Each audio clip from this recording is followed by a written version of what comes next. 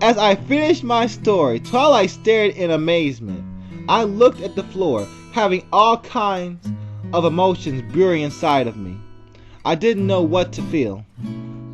I see. Well, it's all right now, right? Twilight tried to start a conversation. I shook my head. I don't think it is. We can't be for certain if Pinkie Pie will attempt another murder or not. So, what can we do? I don't know. I looked towards the floor. I don't know what to do now. I never thought this far ahead. My Spike came out to Twilight and I, who didn't know what to do with our current situation. Hey, Rainbow Dash wants to talk to you, Fluttershy, he stated. Finally, I can see her smiling face again. I walked up to the room. She was looking outside the window. Pinkie, she said to herself. Do you feel alright? She didn't answer me. I would be amazed if she could. I sat down next to her on the bed she was laying next to. Listen, Rainbow Dash, I don't think that I started, but I was bluntly cut off. Kill? Rainbow Dash said to herself. I'm going to kill her. I stared at Dash for a second. But what? I'm going to kill her, she repeated. The room got quiet. What do I say? Do I object? Objection! I'm sorry. But Pinkie Pie, you don't know! She cut me off. You don't know what it felt down there. So cold and alone and scared, she said with tears in her eyes. Fluttershy, I'm extremely thankful you saved me. But I have to take my revenge. No, you can't. Rainbow Dash tried to get out of bed and wobbled to the floor. She proceeded to squirm her way out of the room. Pinkie Pie, I trusted you. She was talking like she was there. Twilight came up the stairs. Rainbow Dash, you need to stay in bed. Twilight signaled me to help get Rainbow Dash back into bed. And we did such. And we did. Dash was exhaling and inhaling at a rapid rate. She was really pushing herself. Rainbow, you have to stay in bed, okay? You haven't fully recovered, she said, tucking her in the bed. Rainbow Dash didn't say anything and just stared. You should go and check on Pinkie, Fluttershy. She's at Rarity's house, Twilight said. But what if she was attacked and she attacked Rarity? I was a little frightened to actually go there. It is Pinkie Pie after all. Twilight shook her head. It's okay. I took a little time and taught her a restraint spell, just in case. I walked towards the door and looked back. I stared at Twilight at Dash's side, stroking her hoof across her mane. I just want everything to go back to its peaceful times. I walked downstairs and said my goodbyes to Spike. Make sure Rarity's okay, he told me. I promised him I would and left to Rarity's. While I was leaving, I heard Twilight walking downstairs. The walk there was peaceful. I really miss the days like this. Days where I didn't have to worry about anything. But this was all almost over. After this, I can go back to playing with everyone like before and go on adventures. Maybe after this I'll make a costume for Rarity. On the way, I stopped and stared at Pinkie Pie's house. I was probably staring at it for a good 5 minutes. Where did it all go wrong? I asked myself. I wasn't expecting an answer. I probably didn't want one after all this. I snapped myself out of it. I have to stop thinking about this. It's alright from here on, for the most part. I approached Rarity's doors and knocked on it. No answer. That's odd. Twilight did say she was here. I opened the door to be greeted with a horrific scene. Rarity's skin was dressed on a mannequin she used for her dresses. It sort of stretched her skin out, and she looked like a balloon. Pinkie Pie's stomach was cut open all the way to her torso. Her heart and intestines were clearly visible. Her ribcage stuck out, making it look like something forced their way in by prying it open with their own hands. I vomited at the sight of the two. Awkwardly, I dropped to the ground after backing away a few feet. But how? This is impossible! Fluttershy? Spike said as he came towards me.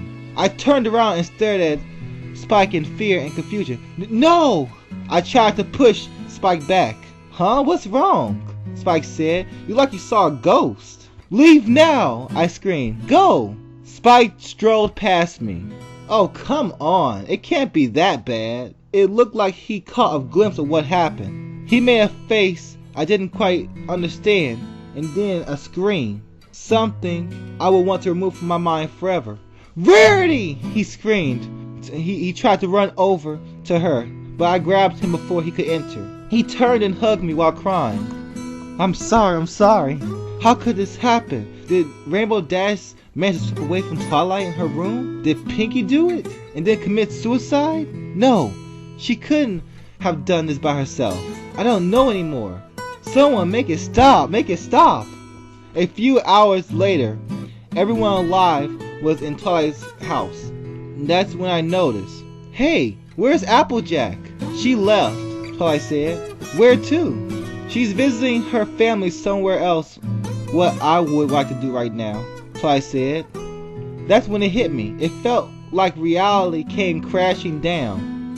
What if Applejack was the one doing this? My heart started to race at a rapid speed. What if she faked her death the first time? I don't know how, but what if she dressed one of her family members to look like her or something? It would explain so much. Or maybe she was just manipulating Pinkie Pie and moved off to see it all play out. That's it. That has to be it. I stood up and almost made a assumption until I thought about it. But Applejack is my friend. I can't just do that. I don't even know for sure. I sat back down and looked towards the ground. Twilight stood up. Listen, we should all get some sleep. She walked upstairs. Good night. She walked upstairs. I could see tears falling from her cheek. I nodded to Spike and walked home. It was dark now, and honestly, the dark makes me feel a bit uneasy. When I was walking home, I felt a presence, something unnerving. I turned around, nothing was there. I must be imagining things. I walked home with a feeling of something following me. I didn't sleep peacefully that day. I had come so close too. I guess I'll have to wait for Twilight to learn the spell again, and then go back in time and try again. Yeah, that's right, I'll try again. I didn't get any sleep last night. I walked outside when the sun was up, about the same time I do every day. Drowsy, filled with uncertainty, I walked to Twilight's house. I opened the door without knocking, cause I didn't feel like it was needed at this point. Spike rushed at me and hugged me. Fluttershy!